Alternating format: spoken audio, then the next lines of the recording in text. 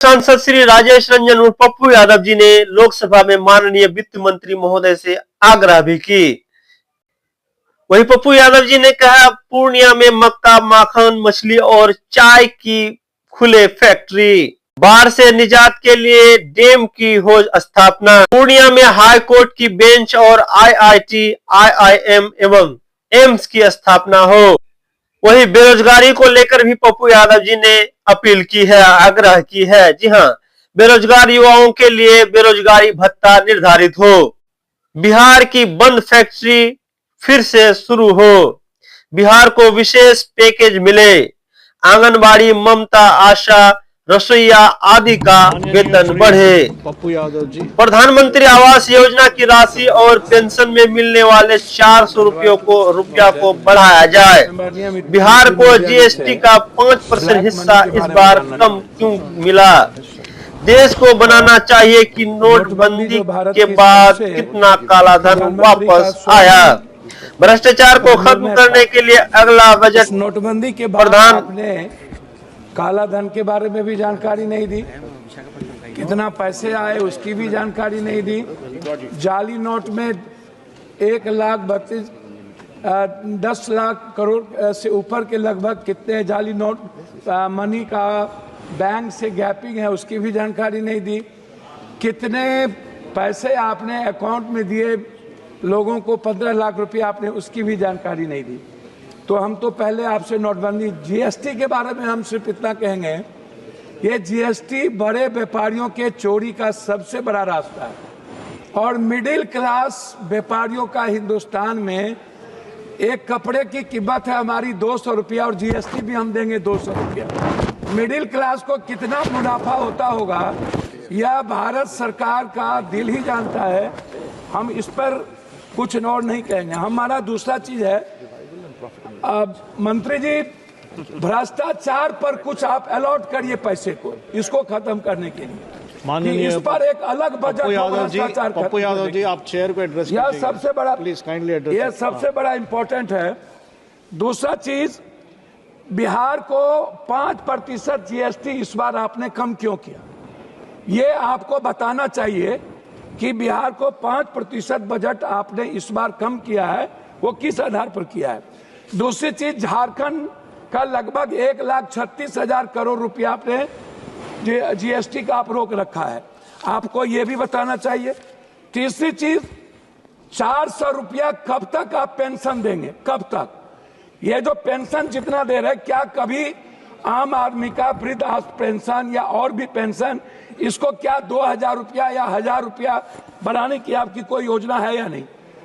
चौथी चीज, आवास योजना जो आप देते हैं, प्रधानमंत्री आवास योजना जो आपका सपना है, अच्छी बात है, उसको आप इस राशि को कब बढ़ाएंगे? ये राशि बहुत कम है और इससे किसी का भी सपना पूरा नहीं हो सकता।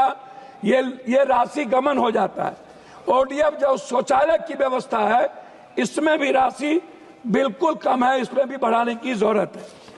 चौथी चीज, पांचवी चीज, आंगनबाड़ी, ममता, आशा, रसोईया, सुप्रीम कोर्ट का ऑर्डर है कि आंगनबाड़ी को सेविका को 25,000 और सहायक सेविका को 18,000, आशा और रसोईया को आपने इस पर कोई ग्रांट में भी और बजट में भी आपने नहीं लाया।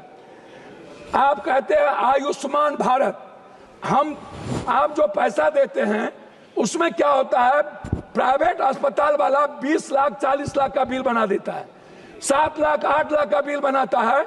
आप सोचिएगा मिडिल क्लास और गरीबी रेखा क्या आयुष्मान भारत में आप ऐसा करिए मंत्री महोदया जी, अल्ट्रासाउंड, CT स्कैन, MRI जांच और दवाई को आप फ्री कर दीजिए। आप मत दीजिए आयुष्मान, कृपया इतना चेयर को एड्रेस कीजिए, इतना चीज फ्री कर दीजिए। चौथी, सभापति महोदय थैंक यू, 2 लाख करोड़ रुपया हम पर बिहार में कर्ज है, 2 लाख करोड़ रुपया। और बिहार सरकार आज नहीं, चाहे जिसकी भी सरकार हो, वर्तमान हो कोई भी हो, उन्होंने और हमारे प्रधानमंत्री गांधी मैदान में विशेष राज के दर्जा की बात की थी। लेकिन जब हम लोग अटल जी के समय, हम लोग नीतीश जी और भी सभी साथियों के नेतृत्व में मिले थे, तो हम लोग विशेष पैकेज का एक बड़ा रूल दिया था।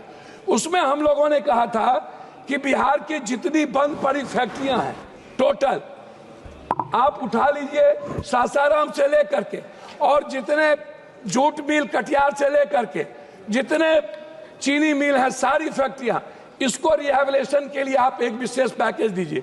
उसको भी आपने नहीं किया। हमारी लगभग फैक्ट्रियां बंद हो गई।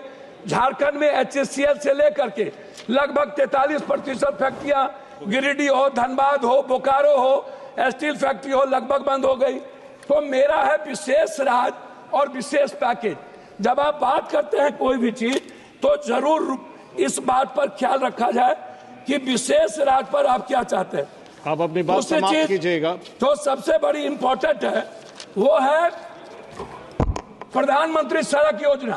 प्रधानमंत्री सड़क योजना में सर बिहार दुनिया का सबसे गरीब प्रदेश है। आप इसको समझिए। हमारी जो GDP अभी जो हमारे यहाँ सर में हमारे यहाँ जो जाति जनगणना हुई है महोदय, उस जाति जनगणना में सामाजिक और आर्थिक और शैक्षणिक स्थिति दुनिया में सबसे निचले पदार्थ पर हम हैं। तो इसमें मैं चाहता हूं कि हर कीमत पर महोदय आप बेरोजगारी भत्ता की बात मैं आपसे करूंगा। सबसे ज्यादा दुनिया में महोदय पलायन और सबसे ज्यादा बेरोजगारी बिहार की है और निरक्षरता भी, मतलब एजुकेशन ग्रोथ हमारा सबसे नीचे है। और इसके लिए हम चाहते हैं पेंशन, छात्रवृत्ति, युवा बेरोजगारी कम से कम 5,000 से 6,000 रुपया आप देने का। अब मैं अपने क्षेत्र पर 1 मिनट में बात खत्म करूंगा। अपने क्षेत्र पर महोदय हम अपने क्षेत्र पर बात खत्म करेंगे। मक्का, मखान, मछली और चाय बागान, इस पर हम आपसे आग्रह करेंगे हृदय से कि आप कोसी सीमांचल के लिए रिहैबिलिटेशन के लिए आप कम से कम इस योजना पर कम से कम 5 फैक्ट्री मक्का, मखान और चाय पत्ती पर आप देने का कष्ट करें। तीसरी चीज हाई डैम, हमारा सपना है हाई डैम और जो नया भीमनगर बैरेज को रिहैबिलिटेशन के लिए, उसके लिए आपसे मैं बजट का 1 मिनट लास्ट करता हूं। अंतिम 2 बात है अध्यक्ष जी। पहली बात है पर्यटन। बिहार के निर्माण में पर्यटन का सबसे बड़ा भूमिका है और बिहार के निर्माण में 2 भाग है, एक है बाढ़, एक है सुखाड़। सर लास्ट कर रहा हूं सर। उसमें जब 2 भाग है, उसमें क्या है कि सर हमारा 3 हिस्सा बाढ़ से प्रभावित है। हम लोग क्या होते हैं, लगभग हमारा पूरी योजना खत्म हो जाती है। उसके लिए रेल योजना पर बहुत रेल योजना पर आप माननीय श्री फ्रांसिस जॉर्ज सर जी, फ्रांसिस जॉर्ज आप बोलिएगा। Shall I start, sir? Yes, please. Shall I start? Please start. Sir. No, please start. Otherwise, I'll have to give it to somebody else.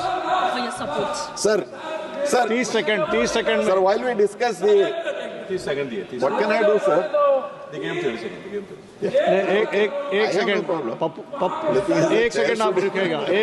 Paralyze me. सिर्फ इतना कहेंगे कि माननीय महोदय आप बिहार में एक हाईकोर्ट बेंच, पूर्णिया में एक IIM, एक IIT। बहुत धन्यवाद। Sir, Please go ahead. while we discuss